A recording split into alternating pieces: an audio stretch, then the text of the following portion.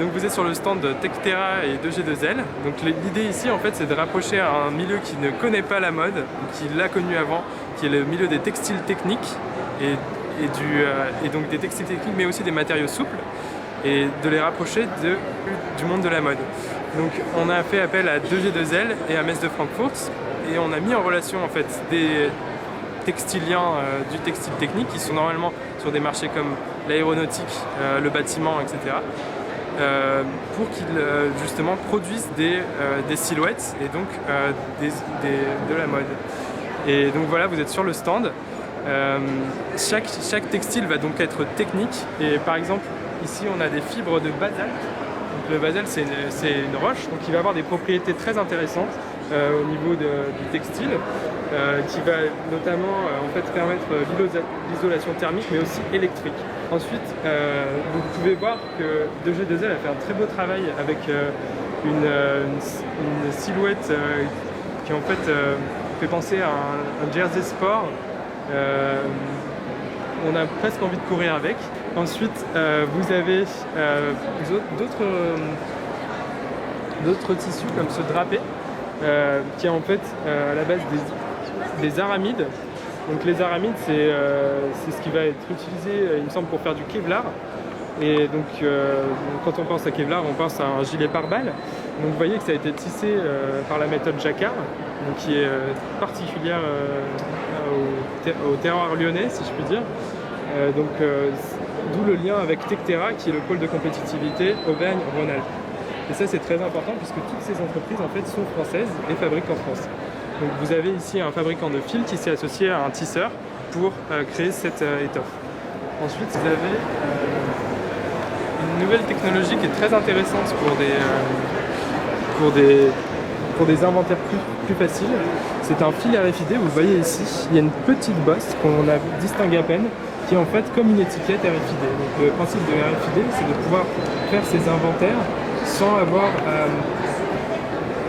à utiliser une sorte de méthode comme on pourrait l'utiliser pour une étiquette, c'est-à-dire à scanner directement le produit. Vous pointez votre scanner sur le produit et ça vous donnera en fait les références de ce produit.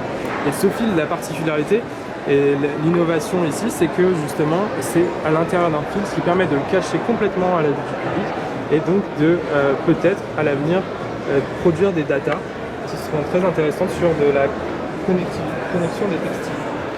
C'est un textile qui n'est pas du tout utilisé d'habitude dans l'habillement, mais plutôt pour la moto, pour les fonds sacs, qui en fait résiste complètement à l'abrasivité. Donc vous voyez ce que les designers ont pu faire, ils ont été assez inspirés. Vous avez aussi un textile ici de la même entreprise qui est sur en fait une membrane, et on ne penserait pas comme ça le voir porter, mais finalement ça va assez bien aussi. Donc ce textile il va protéger des vibrations et du bruit, et il est utilisé normalement pour les revêtements muraux, donc pas du tout pour les textiles.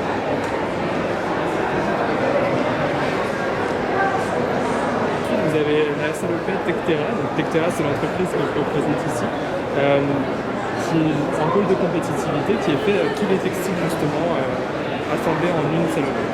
C'est une tissu en fait utilisé pour la confection de parachutes, qui est auto-réparable et qui empêche les déchirures. C'est du ripstop comme on voit ici, mais la particularité c'est qu'il soit auto-réparable. Vous avez l'entreprise Diatex. Et ici on a toute une série de textiles qui ont été enduits de silicone, ce qui permet d'avoir d'autres fonctionnalités. Par exemple la thermoprotection. Et c'est des textiles qui normalement servent pour les airbags. Là on est sur deux pièces un peu spécifiques, même trois pièces un peu spécifiques, puisque ce ne sont pas exactement des textiles techniques à proprement dit, puisque ils n'évitent pas la mode, ces entreprises-là n'évitent pas la mode, puisque vous avez des lacets ici avec la société sur le test de fabrication. Et ces lacets peuvent être déclinés sous forme aussi de ruban. Et c'est une société spécialisée justement dans cette confection de rubans et de lacets. Ensuite, vous avez un spécialiste de la lingerie corsetterie qui présente ici des protèges armature Et donc ces protèges armatures permettent de glisser en fait les bouts d'acier dans le soutien-gorge. Ici, ils souhaitent trouver une nouvelle utilité à leur protège armature en les utilisant comme